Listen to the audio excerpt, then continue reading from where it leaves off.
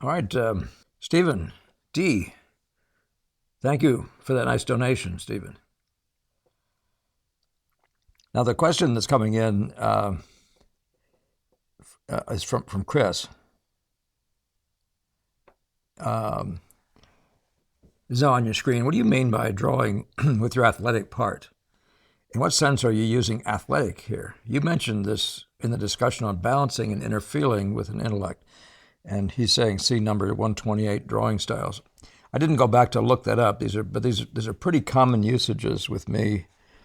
In just the way I've discovered you have to act.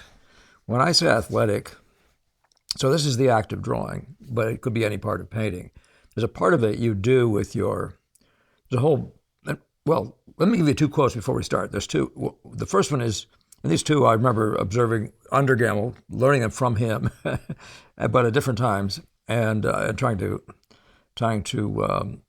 get them to make sense together. But one of them was you have to be out of your mind to be a painter.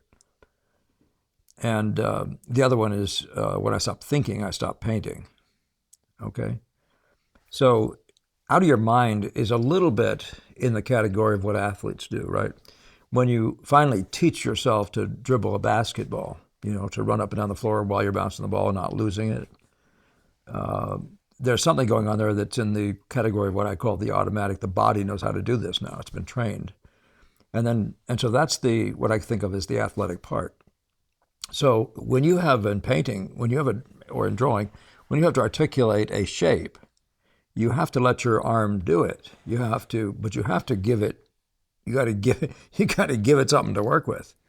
So, and then the third part you want to talk about is inner feeling. So let's talk about that. But you need to give it something to work with. So that when you're saying shape, that's bump count, right? The way I think of the word bump count. You're going along a contour and you're going around making the little bumps. Here's the edge of the pear, then there's the piece of the ear, down below the ear and into the jaw, down the neckline, right? That's a shapy thing, right?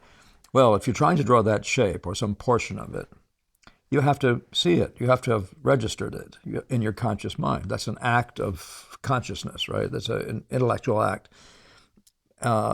Some people, by the way, make that a left brain, right brain conversation, and I think that's just as good a conversation. Whether those things are still scientifically tenable, I don't know. I hear just like things going up and down that way, but they are. I found them useful. So you have to know which part when you're thinking and when you're not thinking. So I think that I was comparing it for Chris to the basketball court where there's a coach, and there's you five guys running up and down the floor at any sport. Of course, obviously, it'd be the case, and there's an element you want in your athlete of not thinking. In other words, you want the guy to be just acting. He has to act quickly. He has to do the right thing. So that has to be trained into him, and then he just acts. And that's what I mean by the athletic act. So if you know to make a shape, you have to be able to hold it in your mind. Then you have to let your arm go out there and do it for you. Let yourself make that shape, right?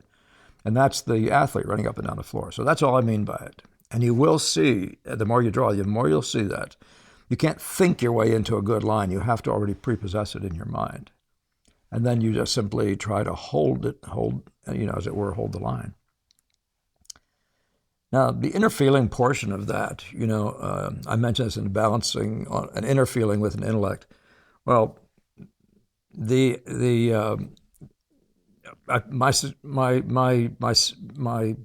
natural tendency is to break these down into those three parts.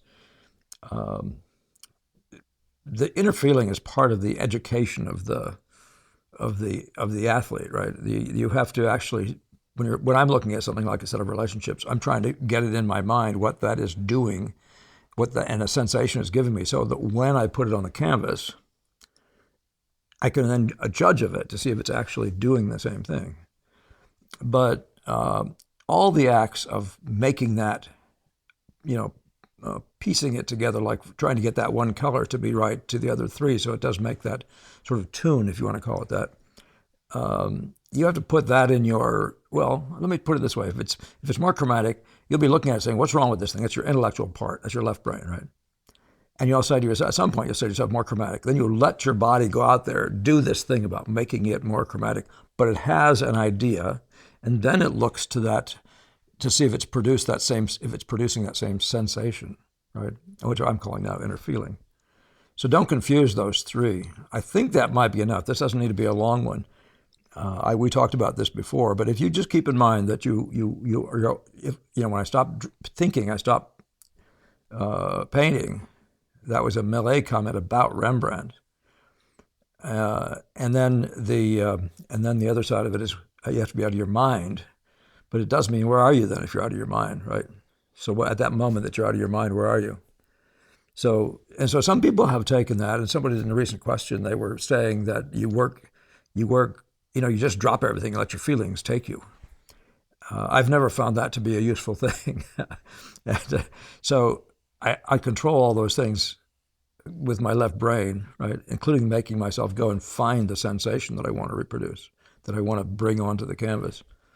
And then everything that does the performance part is the athlete running up and down the floor. So that's all I mean by it. So let your arm. So when it's time to to reinstate that line, let yourself have it. Let your body trust your arm. Trust your basketball player, your football player. Trust him to do the right thing, and you won't be disappointed as a coach. All right, Chris, I hope that's useful. I think I may have been more complete in my discussion here than I was in person. But if not, you know where to find me. So, all right, good. Thank you. And again, we're doing on the 2nd, I don't know what day this is, but we're trying on the 2nd of January to do that live stream again.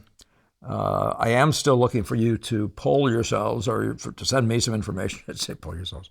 To send me information by way of a sort of a poll, just anybody who can send it in to me. What time is best for you, and and then into the future, what day is best for you? Because we are doing one more time the weekend.